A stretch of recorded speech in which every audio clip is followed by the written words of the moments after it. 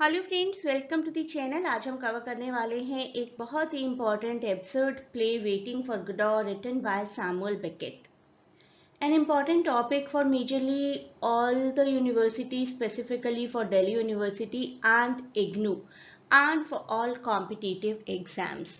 तो जो कुछ भी हम इस वीडियो में सीखेंगे अच्छे से नोट करिए एंड आपके एग्जाम्स के लिए आपकी बहुत ही अच्छी प्रिपरेशन हो जाएगी। आगे बढ़ने से पहले वीडियो को शेयर और सब्सक्राइब करना ना भूलिए and please give your valuable comments in comment section. Delhi university की अगर बात करें तो this is the part of DSC 13 NEP। Delhi university का सिलेबस है और इग्नू में MEG 02 यानी कि ब्रिटिश ड्रामा का पार्ट है। अगर आप में से कोई ब्रिटिश ड्रामा की प्लेलिस्ट का लिंक भी चाहता है तो मुझे कमेंट करिए। पहले हम थोड़ा सा बेसिक्स जानेंगे प्ले के बारे में, एक शॉर्ट समरी करेंगे और एक लॉन्ग समरी करेंगे और एक और वीडियो कवर करेंगे हम वेटिंग फॉर गडॉ का, जिसमें इंपॉर्टेंट कोट्स को डिस्कस करेंगे। That is also very important for all the competitive and subjective exams. Samuel Beckett का लिखा हुआ प्ले है। दो कैरेक्टर्स हैं, व्लादिमीर एंड एस्ट्रेगॉन, और बहुत से डिस्कशंस में इन्वॉल्व होते हैं ये दोनों characters and they do encounter few other characters और टाइटुलर गडॉ के लिए वेट करें, Godot who actually never arrives. Beckett ji के बारे में जानते हैं। आयरिश राइटर थे, belong to Ireland and was born in the capital of Ireland, Dublin. Translation works भी हैं इनके द्वारा किए गए and he won the Nobel prize in 1969 के। कुछ फैक्ट्स याद रखिए, काफी इंपॉर्टेंट रहेंगे स्पेसिफिकली फॉर कॉम्पिटिटिव एग्जाम्स। हमारा ये जो वर्क है जो हम अभी करें waiting for Godot, it was published in 1952 and first performed in 1953। ये ईयर्स आप याद रखिए। Irish playwright Samuel Beckett ji का है। दो कैरेक्टर्स हैं, व्लादिमीर एस्ट्रेगॉन जो कि किसी गडॉ फिगर के लिए वेट कर रहे हैं and it is considered to be a landmark work in theatre of absurd. Theatre of absurd क्या होता है उसके बारे में भी शॉर्ट में जानते हैं, not in too much detail. मेरा एक सेपरेट वीडियो है जहां पर आप थिएटर ऑफ एब्सर्ड क्लियरली समझ सकते हैं। आप किसी भी कन्वेंशनल प्ले को अपने दिमाग में रखिए, Hamlet, Oedipus Rex, Othello, Macbeth, तो आपको पता चलेगा कि वो ट्रेडिशनल प्लेज हैं जिनमें एक स्टोरी है, कुछ कैरेक्टर्स हैं, बिगिनिंग मिडल एंड सब कुछ है। थिएटर ऑफ एब्सर्ड एक ऐसा प्ले होता है जो कि जैसा कि नाम कह रहा है एब्सर्ड है। कोई प्रॉपर लीनियर प्लॉट नहीं होता, लीनियर टाइमलाइन लैक करता है। लैंग्वेज ऐसी होती है जो काफ़ी रिडंडेंट है, डिसजॉइंटेड है। कैरेक्टर्स एक दूसरे के साथ एक तरीके का नॉन सेंसिकल कम्युनिकेशन कर रहे हैं, making it difficult for characters to understand each other. Characters एक दूसरे को ही नहीं समझ पाते हैं और बहुत डीप डाउन कोई फिलॉसफी इनहेरेंट होती है उनकी लैंग्वेज में। ऐसा नहीं है कि कोई फिलॉसफी नहीं होती। कैरेक्टर्स ना कहकर उन्हें एंटी कैरेक्टर कहना शायद ठीक होगा, क्योंकि जनरली हम उनके साथ रिलेट नहीं कर पाते। कैरेक्टर्स थोड़े से एलिनेटेड और आइसोलेटेड दिखते हैं दुनिया से, थोड़े खिंचे खिंचे से। और ह्यूमन एग्जिस्टेंशलिज्म के बारे में ये प्लेज हमें बताते हैं, जैसे कि हमारी नॉर्मल लाइफ है। We get up, we are involve in some task और अपना काम करते हैं। By the end of the day we have 3 meals 4 meals, फिर सो जाते हैं। अगर हमारी 3-4 दिन की नॉर्मल सी लाइफ पर कोई मूवी कोई प्ले बनाया जाएगा तो that will automatically fall under the category of absurd unless and until something big and very dramatic happening, जो कि जनरली नहीं होता हमेशा। तो एक नॉर्मल सी डे टू डे की रूटीन लाइफ को दिखाना बेसिकली इज एग्जिस्टेंशलिज्म, और एग्जिस्टेंशलिज्म हमें एब्सर्ड प्लेस में बहुत ज्यादा देखने को मिलता है। एक शॉर्ट समरी देखते हैं। एक्ट 1 एक्ट 2 दो ही एक्ट्स हैं।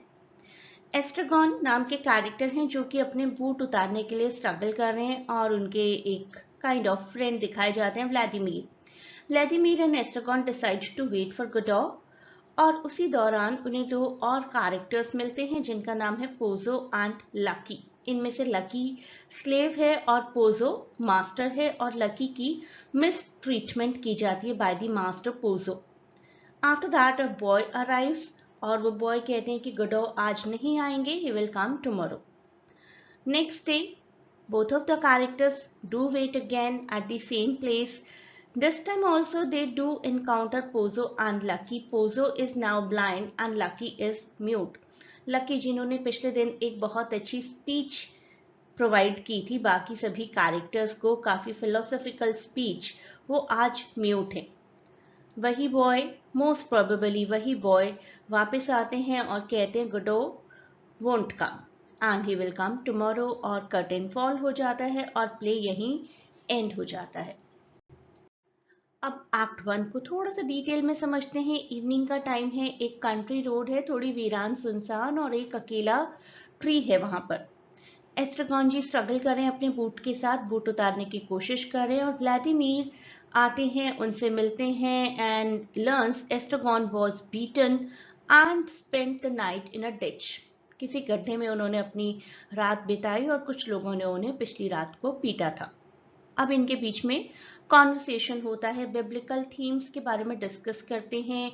They also discuss about the two thieves जो कि जीसस क्राइस्ट के साथ क्रूसीफाई हुए थे। ऐसी बातें करते हैं जिनका आपस में एक दूसरे के साथ कोई कंटेक्स्ट नहीं है, एक दूसरे की ही बातों का रिप्लाई नहीं करते। एस्ट्रागॉन बड़ा ही एक वियर्ड सा सजेशन देते हैं कि हमें अपने आप को हैंग कर देना चाहिए, लेकिन वो डिसाइड करते हैं कि नहीं, हैंग करना is not right, we should continue waiting for Godot। इसी बीच दो कैरेक्टर्स आते हैं, Pozzo and Lucky. Pozo arrives, asserting control over his slave Lucky. Lucky is the slave and Pozo is the master, और Lucky ने सारे burden, सारे luggage सब उठाए हैं और शुरुआत में बिल्कुल साइलेंट रहते हैं। एस्ट्रागॉन को ऐसा लगता है कि Pozo is Godot। Pozzo lucky को बहुत पोअरली ट्रीट करते हैं और लकी ही हैं जो सबको एंटरटेन कर रहे हैं अपनी स्पीच से, अपने डांस से। Lucky performs a dance and delivers an incoherent monologue before falling silent. फिर से साइलेंट हो जाते हैं अपना ये मोनोलॉग डिलीवर करके। तब आते हैं एक मैसेंजर बॉय।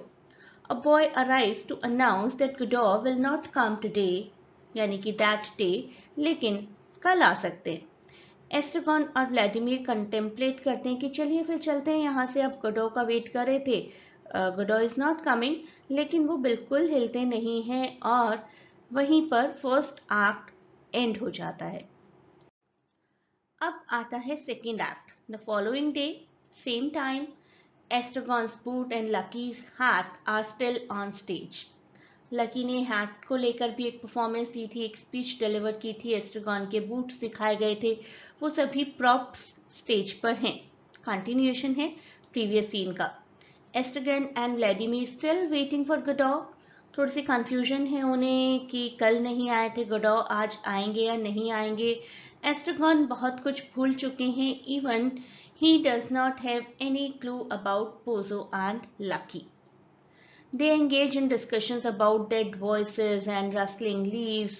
आसपास के environment को discuss करते हैं basically.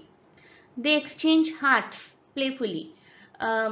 मान लीजिए कि एक पर्सन अपना हैट उतार कर दूसरे पर्सन को दे रहा है, दूसरा पर्सन अपने सर पर रख रहा है, इस तरीके से उनका एक प्लेफुल एक्सचेंज ऑफ हैट्स चलता रहता है, सिर्फ टाइम पास कर रहे हैं एट प्रेजेंट। अब पोजो और लकी वापस आते हैं।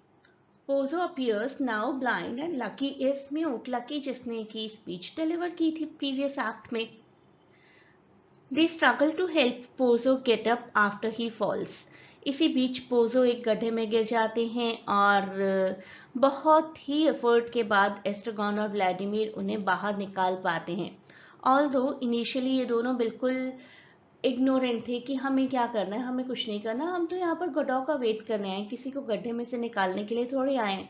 बट स्टिल दिखाया गया है कि अगर इंसान चाहे तो इम्पॉसिबल काम भी कर सकता है। A good for nothing person is also of some significance that has been shown. Characters discuss करते हैं futility of waiting and the absurdity of the situation. कल भी वेट कर रहे थे, आज भी वेट कर रहे हैं, किस तरीके की लाइफ चल रही है। We keep on doing the same kind of things over and again. Estragon इसी बीच ट्राई करते हैं to wake Lucky but is met with frustration. तो बहुत ही फ्रस्ट्रेशन चल रही है दोनों की लाइफ में, दोनों कैरेक्टर्स की लाइफ में, और लकी और पोजो फिर से यहाँ से चले जाते हैं। फिर से एक बॉय आते हैं। The boy returns claiming it is his first visit. अब ये दोनों कैरेक्टर्स उस बॉय से पूछते हैं कि तुम कल भी आए थे ना गोडॉ का मैसेज लेकर, एंड बॉय सेज कि no, I am coming here for the first time. And then he says Godot will not come. Vladimir force करते हैं बहुत ज़्यादा उस बॉय को कि हमें याद करो, हम कल भी मिले थे, but the boy denies. Estragon and Vladimir फिर से कंटेम्पलेट करते हैं सुसाइड, बट अल्टीमेटली वो मूव नहीं करते और अपनी इस एंडलेस वेटिंग में ही ट्रैप्ड रहते हैं एंड कर्टेन फॉल्स। एक जो मेजर थीम आपको दिखाई गई है इस प्ले में, that is inherent meaninglessness of the universe. पूरी यूनिवर्स मीनिंगलेस है अपने आप में। हम अपनी ही लाइफ सोचें या किसी भी इवन इंपॉर्टेंट से इंपॉर्टेंट पर्सन की लाइफ सोचें, life has to end one day. Estragon का जो एडमिशन है ना, जो इस बात से एडमिट करते हैं नथिंग टू बी डन, करने के लिए कुछ है ही नहीं, क्योंकि एक मीनिंगलेसनेस की थियरी दी जा रही है कि whatever anyone is doing on this earth that has to end one day. और हमारी लाइफ का बिल्कुल साइक्लिकल प्रोसेस चल रहा है विदाउट एनी प्रोग्रेस।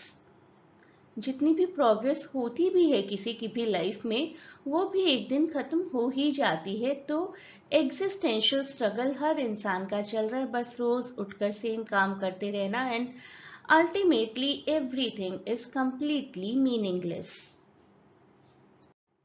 इस तरीके का आपको एक क्वेश्चन आ सकता है, existentialism, futility, time, portrayal of time से रिलेटेड। तो आप शुरुआत में बेसिक इंट्रोडक्शन लिखिए, जो मैंने आपको अभी इस वीडियो में बताया, कब ये प्ले पब्लिश हुआ था, बेसिक्स क्या है इस प्ले के, write something about the writer Samuel Beckett, कब उन्हें नोबेल प्राइज मिला था, and then you start writing your answer. एक बहुत ही अच्छा आंसर फॉर्म हो जाएगा। मैनिपुलेशन ऑफ टाइम किया है हमारे राइटर ने एग्जिस्टेंशियलिज्म थीम दिखाने के लिए। फ्यूटिलिटी है, किसी भी तरीके के टास्क की एक फ्यूटिलिटी है, उसी तरीके की फ्यूटिलिटी यानी कि फ्रूटलेसनेस है व्लादिमीर और एस्ट्रागॉन की वेटिंग की। लाइफ एक साइक्लिकल स्ट्रक्चर है, each day mirrors the last, है ना। हर दिन लगभग सेम ही होता है, एक स्टेग्नेशन है लाइफ में, एक डिसओरिएंटेशन है। कैरेक्टर्स पास्ट कॉन्वर्सेशंस भूलते हुए दिखाए जा रहे हैं, जिसको दिखाकर हाईलाइट किया जा रहा है कि लाइफ कितनी एब्सर्ड है।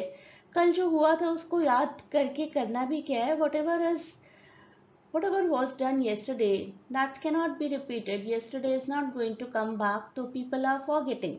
मीनिंगफुल नैरेटिव से डिस्कनेक्शन दिखाया गया है। पोर्ट्रेयल ऑफ टाइम देखिए, रेपिटेटिव है सब कुछ, वही कैरेक्टर्स, वही सेटिंग्स, वही एक्ट, वही गोडॉ का इंतजार और वही गोडॉ का ना आना।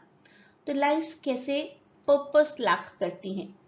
ऑडियंस को भी कन्फ्रंट किया जा रहा है कि ब्लीक रियलिटी तो यही है एग्जिस्टेंस की, we keep on searching for the meaning of life, लेकिन लाइफ एक्चुअल में मीनिंगलेस है। एक क्वेश्चन आ सकता है आपको कि किस तरीके से ये प्ले एक अच्छा एग्जाम्पल है थिएटर ऑफ एब्सर्ड का। तो आप थिएटर ऑफ एब्सर्ड के बारे में बताइए। जैसे कि मैंने आपको इस वीडियो में बताया था, it refers to a style of theater that emerged in 1950s and is associated with plays that explore the meaninglessness of human existence।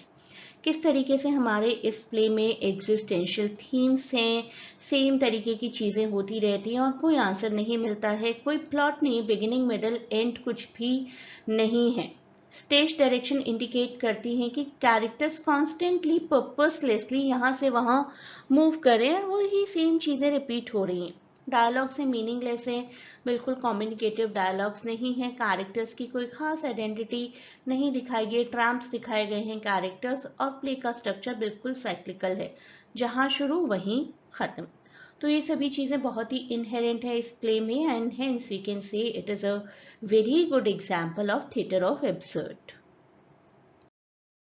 Delhi university exam preparation के लिए और इग्नू एग्जाम प्रिपरेशन के लिए आपको पीडीएफ नोट्स मिल जाएंगे और बहुत ही जल्दी इन्फॉर्मेशन भी मिल जाएगी कि किस तरीके से आपको नोट्स ग्रैब कर सकते हैं।